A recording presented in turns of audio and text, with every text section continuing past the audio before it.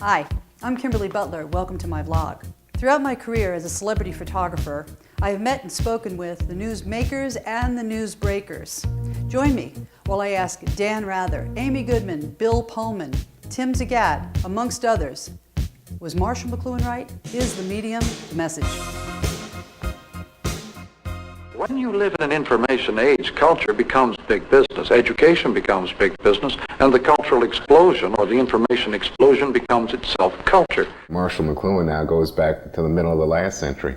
So he's on the cutting edge of watching innovation in terms of media, and how what you noticed was, as his famous saying is, the medium becomes the message. And you could start to see that fascination with the way the news was delivered as opposed to with the news.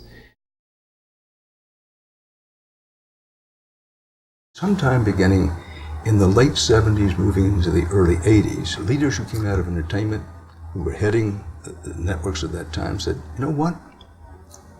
News can actually make big money if you mix in entertainment values. 60 Minutes changed everything, because 60 Minutes, a news magazine program on a Sunday night, suddenly became one of the top 10 programs in the country. It was competing against entertainment programming.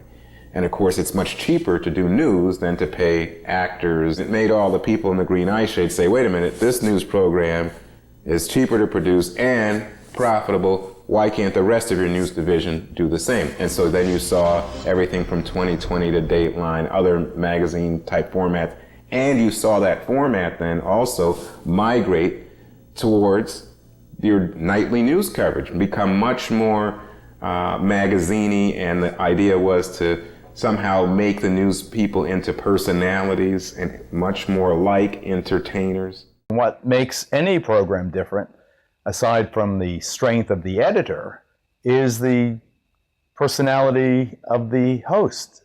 It would not surprise me, certainly wouldn't startle me, if one of the so-called big three over the airways network decided to get out of the news business, to take the view, you know what,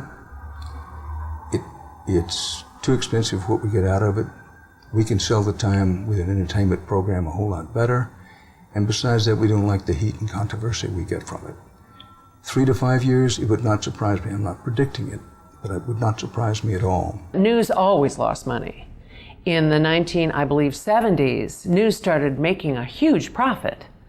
And we've seen what's happened since. Corporate ownership of media is an old story in many ways. I mean, you know, NBC, CBS, ABC, these are all large corporations. But what we've seen is that now, in the kind of transition the American economy has gone through, they become assets to even larger companies. When you're in the news operation and you want to investigate, dig deep in some investigative story with some people in Washington, it's impossible not to say to yourself, but you know what?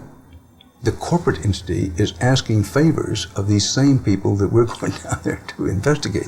What the public doesn't know nearly enough about is the, to use the phrase again, the symbiotic relationship between these powerful international conglomerate companies that own most of our mass communication, and how they need the power, whatever party is in power in Washington, and the party in power in Washington needs them.